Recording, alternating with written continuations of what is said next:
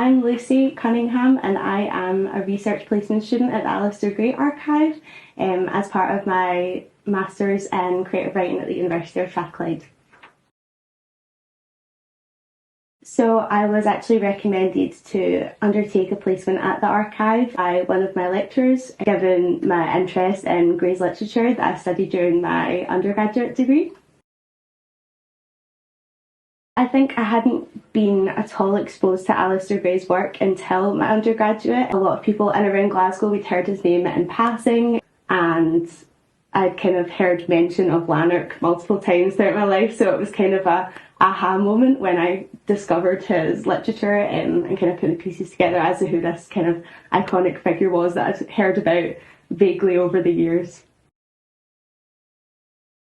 So I'm currently working on a project at the archive with a fellow student in the master's course that I'm studying, and we're doing a mapping murals project where we are investigating and documenting the stories behind Gray's murals that are across the West End. So we're covering 6 murals altogether and laying the foundations for what will hopefully become a virtual walking tour of those murals across the West End.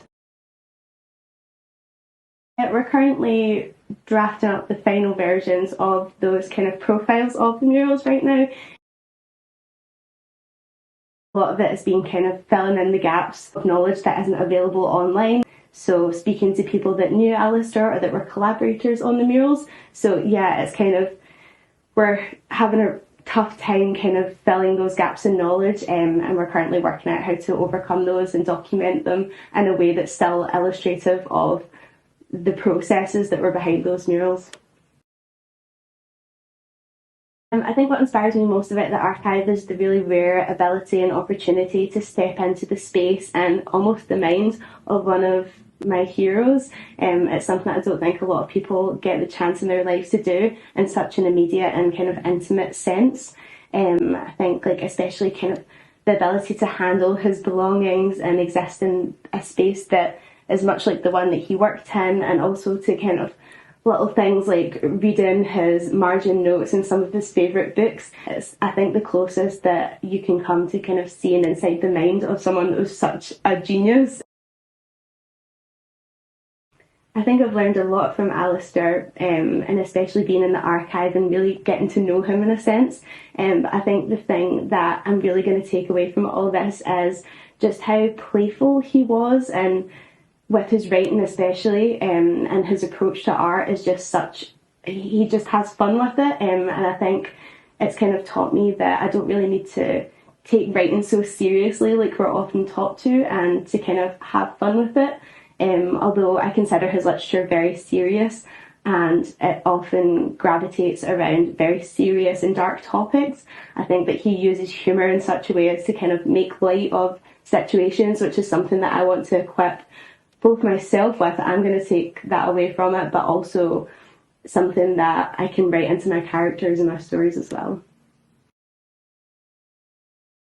I think that the archive plays a massive role in maintaining Gray's legacy, and I think although yes, it maintains his reputation in literature and artwork and the kind of attitude he had and impression that he made through his art, it upholds all of that, but I think more so than anything it upholds his spirit, which I think was such an integral part of him as an artist. Everyone in Glasgow knew him, and everyone in Scotland knew him, and I think what stood out most about him and why people were so drawn to him was just his spirit and his attitude to life, which I think is massively captured in the archive, and that's the most important thing that it will uphold. I think that it upholds all his beliefs to the utmost extent, but the most important thing is that it encourages and maintains Alasdair's attitude that art and writing was a continual and responsive endeavour, and that he would take materials and respond to them creatively. And I think that with the kind of grants and student placement opportunities and collaborations that the archive offers, it's thinking the way that it encourages many artists and creatives in the area and whoever wants to really to respond to the things in this room, and also just encourages response as an art form. is so true to what Alasdair believed in and how much of his great works emerged. And I also think that since he was such a polymath, this kind of acceptance of all different mediums and art forms that the archive encourages is also upholding a lot of his beliefs as well as the wide public access that it has. I think he really strongly, firmly believed in inclusivity and access to everyone, and it maintains that too. Unlike so many other archives, not that I've visited many of them, but this whole encouragement of really interacting with things. Nothing's behind a glass casing. You don't need gloves to touch things. Like, you can interact with these items as Alasdair Gray did and take away a really immediate and intimate response from them. I think you can take so much more away from that than with other archives where you kind of have to be really, although you do have to be careful with these things, I think you can gain so much more from really interacting with them. Okay, cool. Who wasn't